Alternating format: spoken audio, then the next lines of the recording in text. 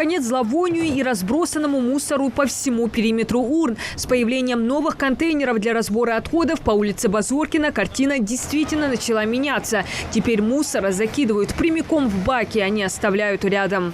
Тут у нас раньше 6 было мусорных контейнеров, теперь 9. Это позволило существенно изменить ситуацию, потому что люди уже не складируют мусор вокруг мусоросборника. Также этот мусоросборник сейчас находится в неудовлетворительном состоянии. Мы его планируем в скором времени капитально отремонтировать. Этот мусоросборник и еще 6 по городу. В частности, это мусоросборник на улице Московская. Я знаю, что жители много раз обращались, их он беспокоит. Он у нас есть в планах. Буквально в течение 2 недель мы планируем начать там работу и привести его в надлежащий вид. Всего Назрань получила 195 контейнеров в рамках нацпроекта «Экология». Установили уже 100 из них. 95 ожидают готовности мусорных площадок. Новые ящики изготовлены из пластика. И в этом их преимущество перед своими металлическими предшественниками, так как пластик лучше сохраняется при любых погодных условиях. Количество необходимых контейнеров мы проанализировали существующие свои мусоросборники, посчитали, предоставили им информацию, и согласно этой квоте Минприроды Ингушетии уже выделила их нам. А что со старыми? Старые мы все убрали, демонтировали, потому что, как мы говорили, они были металлические, и люди часто жгли в них мусор. Они, в принципе, очень быстро пришли в негодность. Мусор вывозят 2 раза в день, рано утром и после обеда. Для этих контейнеров нужна специализированная техника, которая предназначена только для пластиковых баков. И такой мусоровоз администрация приобрела одну из первых в регионе.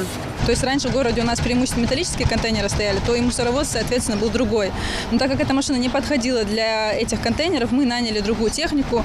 К этой работе мы начали готовиться еще зимой. Мы искали специализированную машину, которая позволила бы за один раз вывозить практически весь объем со всего города. То есть это и центральная часть города, и район 105-го массива. Контейнеры установили и в этой части микрорайона. Сюда мусор выносят жители 5 домов. Ранее здесь был настоящий мусорный коллапс, который частенько наблюдала и наша съемочная группа. Для отходов тогда установили всего 3 бака. Невозможно было рядом ни пройти, ни дышать. Решению проблемы не нарадуются жители домов. В последнее время, как появились новые контейнеры, это буквально 3 недели назад, порядка стало больше, мусор вводят регулярно, и стало чище, и запах стал меньше. Это факт.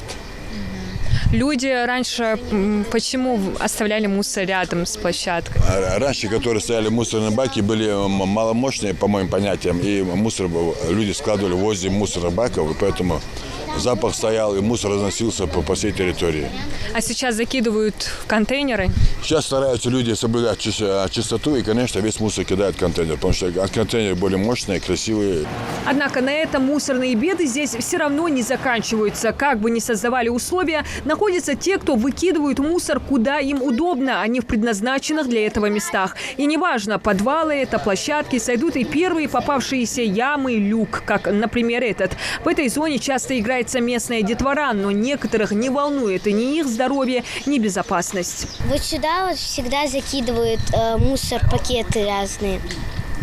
Вот с этого вот дома, первого подъезда, и с этого второго вот подъезда, из этого подъезда всегда туда закидывают мусор, потому что им в тот раз там свалка была, и они не бросали туда вообще мусор, пустое все было, они сюда все бросили. А кто это бросает? Мальчики, девочки или? И девочки все. И взрослые, и дети?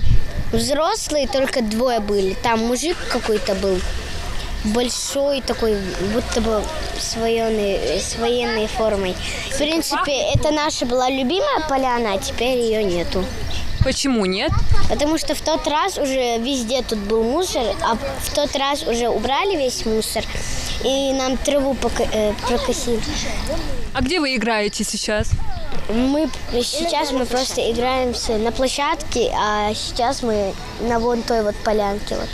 Пикники. Вы другую поляну нашли себе, да? Да, пришлось. Нам потом прокосили все там. Уже много лет местная администрация борется и с несанкционированными свалками по улице Картоева. Кстати, одной из центральных города. Для некоторых жителей республики стало традицией заезжать сюда с утра с набитыми мусором багажниками автомобилей. Так и собирается ежедневно гора черных пакетов вдоль дороги. Службы ЖКХ ежедневно вывозят отходы, хотя в бюджете на эти расходы у муниципалитета деньги не заложены. С нарушителями боролись по-разному и призывали, штрафовали, даже выслеживали через камеры наблюдения. Но ничего не помогло. Теперь намерены принять другие меры. На центральной улице такая ситуация недопустима, в связи с чем мы приняли решение установить дополнительный мусоросборник в районе за каналом.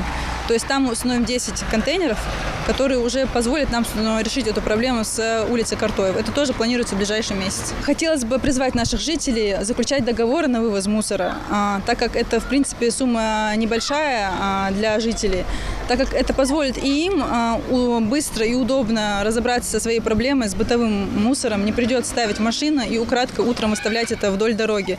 И нам будет приятнее жить в этом городе, потому что это центральная улица, улица Картоева. Там у нас располагается наша центральная мечеть. Местные власти борьбу ведут не только с недобросовестными жителями, но и региональным оператором, который был обязан вывозить мусор. Но этим занимается мэрия. Получается, у жителей заключены договоры с экосистемой, деньги тоже перечисляют им, но работу за оператора выполняют работники ЖКХ города. Теперь с новыми контейнерами, полагают, будет еще сложнее, ведь и нужна специальная техника для работы с ними. Разбирались, судились, пытались договориться, но пока все без толку. Рассчитывают, что экосистема хотя бы заключит договор с местной администрацией и будет оплачивать за вывоз мусора. Диана Дударова, Магомед Доскиев. Новости 24.